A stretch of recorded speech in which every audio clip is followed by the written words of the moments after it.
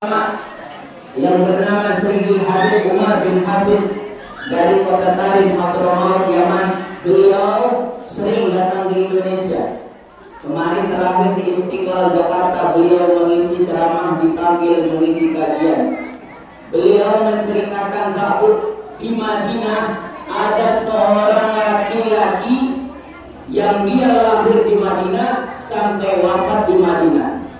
Beliau ini ahli ibadah, sholat bagus sama kayak kita, puasa sama, zakat sama. Satu ketika laki-laki ini, atau saya bilang bapak-bapak ini, meninggal dunia, disolatkanlah di Masjid Nabawi.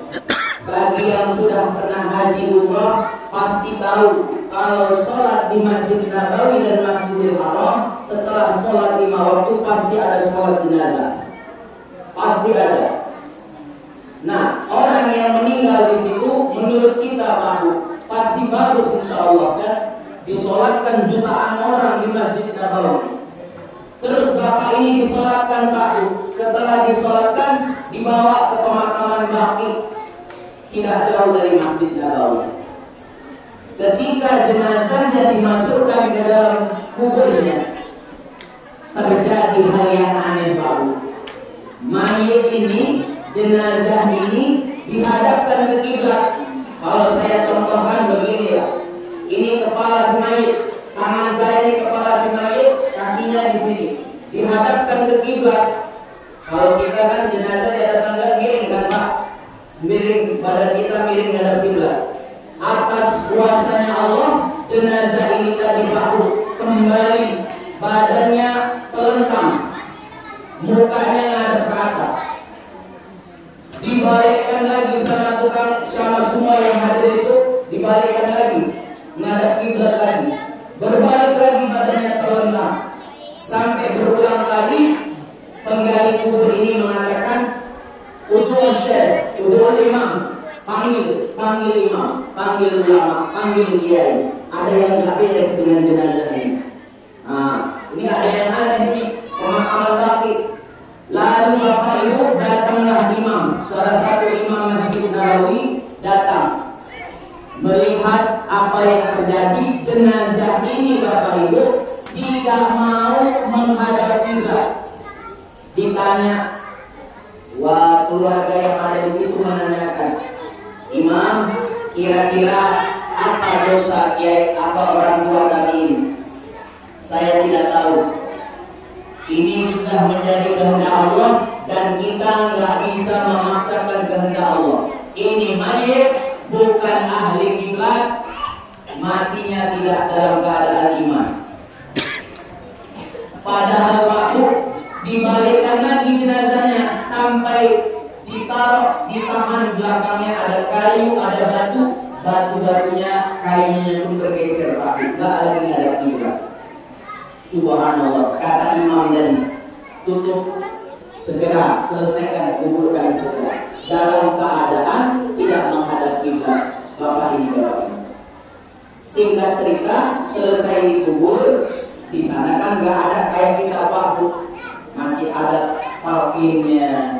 Kalau di sana ya selesai mungkin ada doa sebentar terus ditinggal. Setelah itu Bapak Ibu penasaran ini orang-orang. Kenapa kok ada orang yang meninggal di Baqi, dia nggak ngadap kiblat? Ditanyalah kepada istri beliau yang meninggal ini, Bu, apa yang dilakukan Bapak selama hidupnya? Ibu ini sambil menangis Pak, suami saya itu rajin Pak, rajin ke Masjid Nabawi, sholat 5 waktu di Masjid Nabawi. Bayangkan Pak, siapa orang yang sholat di Masjid Nabawi satu kali aja, satu kali sholat di sana, sholat zuhur misalnya, sama kayak kita sholat di masjid ini 1000 kali. Sedangkan kita tak mampu sholat 1000 kali, 5 kali sehari aja bolong-bolong. 1000 kali itu di Masjid Nabawi. Mudah-mudahan Allah sampaikan kita ziarah Makkah Madinah. Allahumma.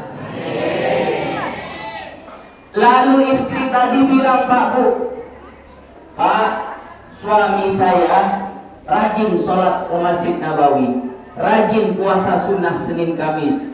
Dia zakat nggak pernah tinggal, bahkan haji, umroh dia sudah bolak-balik. Tapi ada satu yang nggak pernah dia kerjakan. Nah, didengarkan. Satu amal yang nggak pernah dia kerjakan. Apa?